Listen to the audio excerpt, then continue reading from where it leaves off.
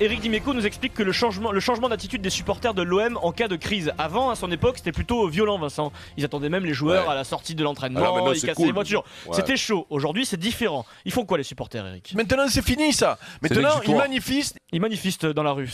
Alors, je sais pas à quoi pense Eric quand il fait l'émission. Ça doit faire mal. Oh là là.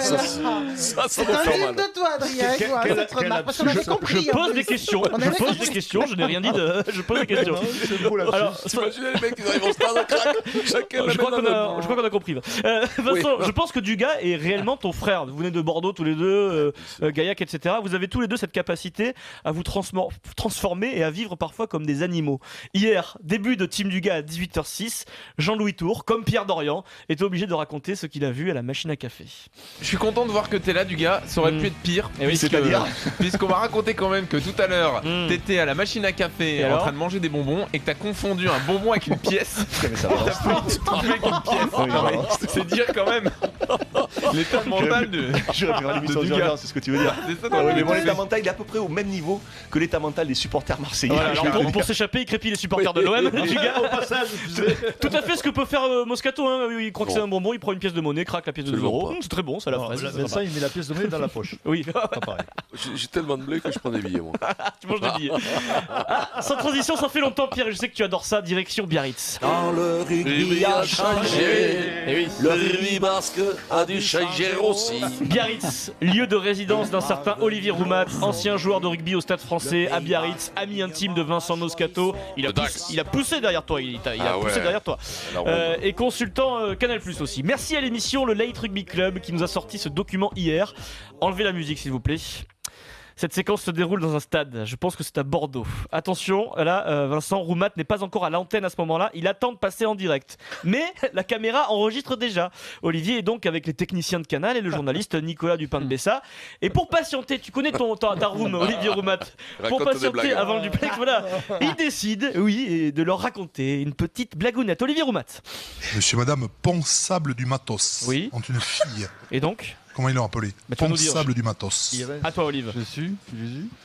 Thérèse Ponsable du Matos. Olivier Roumat est mon idole pour la vie. Et c'était le roi, Olivier. Et depuis toujours, ça a été ça. En mêlée, des fois, il me disait talon de Sylvester.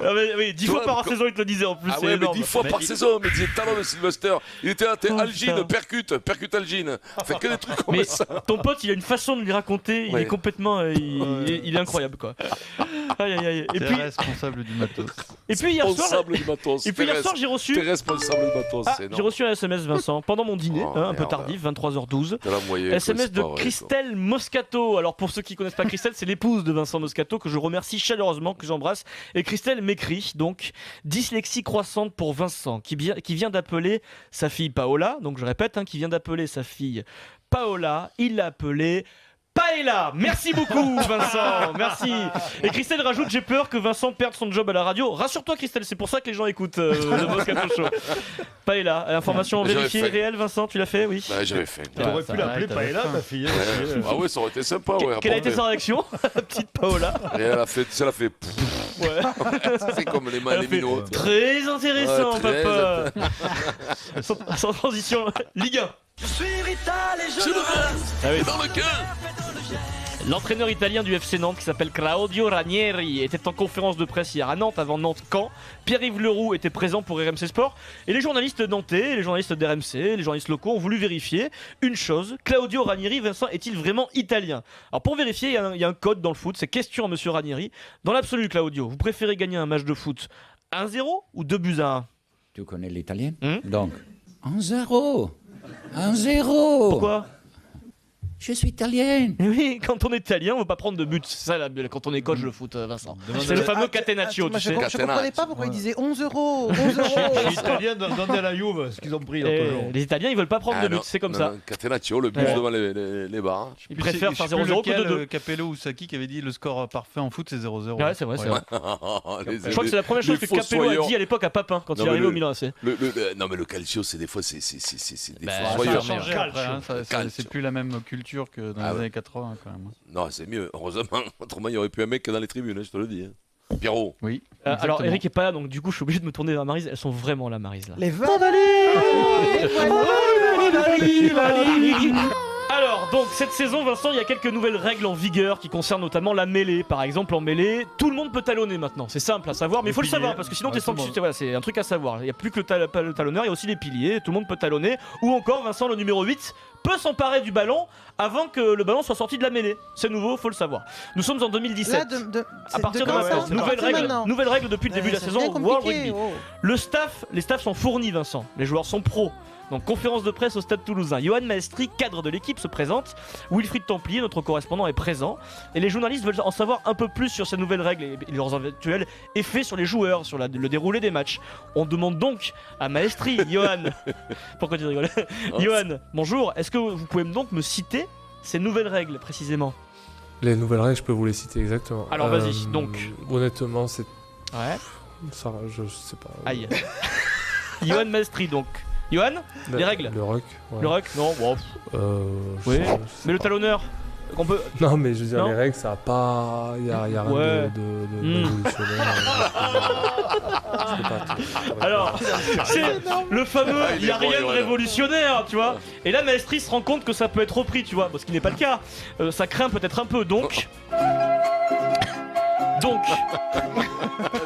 Il tente de répondre, genre, et il se dit tiens, je tente un truc, peut-être que ça va passer, c'est très bon. Mais on a pris en compte, mais honnêtement le rugby, c'est un sport très spécifique par rapport à ça, c'est que chaque année, il y a des petites règles qui évoluent ou qui disparaissent ou qui reviennent. Oui, mais cette année alors, là. Donc c'est une spécificité maintenant. Nous, on l'aborde, ça dure une semaine ou deux et après c'est digéré. Oui, mais règles. Mais c'est quoi? Ce ne sont plus des nouvelles règles. Mais c'est quoi les règles de l'année? C'est un peu différent. Il est beau, franchement, il a du courage. Il est très très beau. Il est au milieu du lac, il a deux petites pelles, il essaye de rejoindre le bord. Vincent, on l'embrasse à Johan parce que bon mec, excellent joueur, et puis ça arrive d'avoir un petit trou, c'est pas nous qui allons lui jeter la pierre. Attends, peut-être que les entraîneurs n'ont pas encore donné les nouvelles règles. Je pense qu'ils les ont briefés quand même. Il vaut mieux quand même. Moi j'ai fait ma carrière, je connaissais pas une règle. Lui, sa règle à Maestri, c'est il rentre dans la meule, voilà. Par contre, maintenant les piliers qui talonnent, Vincent, c'est pas possible, c'est plus une mêlée. Mais non, mais je vois pas. Oui, alors si tu veux, mais ça a toujours talonné. Si le pilier il a les bras, le ballon dans les pieds qu'il est mal sorti, il file un coup de pied. Je vois pas. Et le numéro 8, il ramasse le ballon à l'intérieur. Enfin bon, ça a toujours un peu existé. Un peu. Oui, oui, bon, alors là, ça c'est des nouveautés qui servent à rien. Ce qui a changé, c'est qu'on n'a plus le droit de mettre un coup de pompe dans la tête d'un mec à terre, quoi. Ça, c'est. Ouais, il y a eu des grosses transformations de ce jeu. Nous, les transformations, avant, c'était simple. On les tapait, mais pas dans le ballon. Sylvester. Ouais. Talonne.